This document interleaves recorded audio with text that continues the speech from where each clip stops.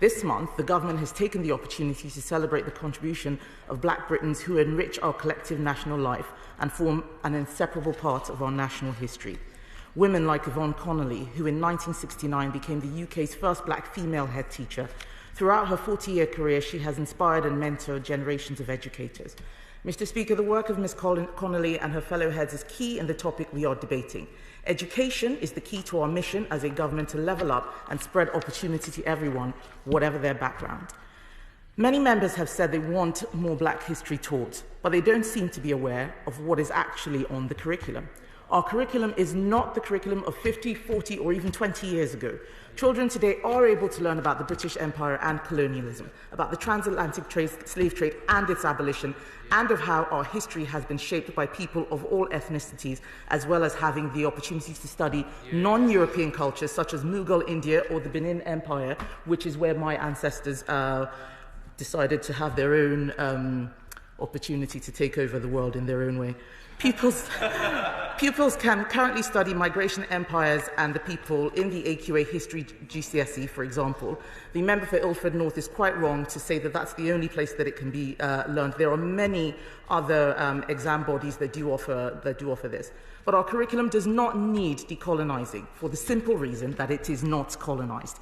We should not apologize for the fact that British children primarily study the history of these islands. And it goes without saying that the recent fad to decolonize maths, decolonize engineering, decolonize the sciences that we have seen across our universities to make race the defining principle of what is studied is not just misguided, but actively opposed to the fundamental purpose of education.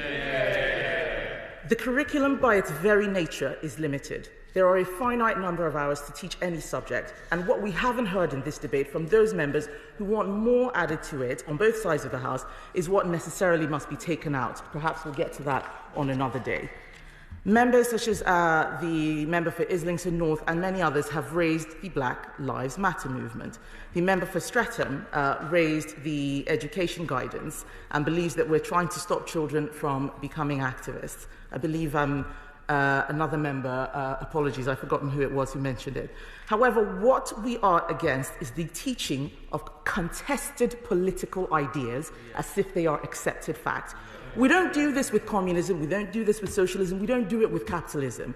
And I want to speak about a dangerous trend in race relations that has come far too close to home to my life, and it is the promotion of critical race theory, an ideology that sees my blackness as victimhood and their whiteness as oppression. I want to be absolutely clear, this government stands unequivocally against critical race theory. Some schools have decided to openly support the anti-capitalist Black Lives Matter group, often fully aware that they have a statutory duty to be politically impartial. Black lives do matter, of course they do, but we know that the Black Lives Matter movement, capital BLM, is political.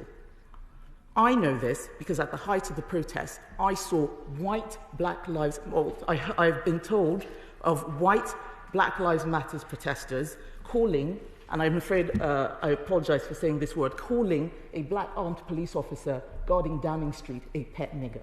That is why we do not endorse that movement on this side of the House. It is a political movement, and what would be nice would be for members on the opposite side to condemn many of the actions that we see this political movement instead of pretending that it is a completely wholesome anti-racist organization. There is a lot of pernicious stuff that is being pushed, and we stand against that. We do not want to see teachers teaching their white pupils about white privilege and inherited racial guilt. And let me be clear, any school which teaches these elements of critical race theory as fact, or which promotes partisan political views such as defunding the police without offering a balanced treatment of opposing views, is breaking the law. Members have mentioned the police. Our history is our own, it's not America's. Too often, those who campaign against racial inequality import wholesale a narrative and assumptions that have nothing to do with this country's history and have no place on these islands. Our police force is not their police force. Since its establishment by Robert Peel, our police have operated on the principle of policing by consent, and it gives me tremendous pride to still, in 2020, live in a nation where the vast majority of our police officers are unharmed. On the history of black people in Britain, again, our history of race is not America's history of race. Most black British people who have come to our shores were not brought here in chains, but came voluntarily, due to their connections to the UK and in search of a better life. I should know I am one of them. And we have our own joys and sorrows to tell. From the Windrush generation to the Somali diaspora, it is a story that is uniquely ours. And if we forget that story, to replace it with an imported, Americanized narrative of slavery, segregation, and Jim Crow, we erase not only the history of Black Britain, but the history of every other community that has contributed to this society and has also been a victim of racism or discrimination, from the Pakistani community to the Jewish community.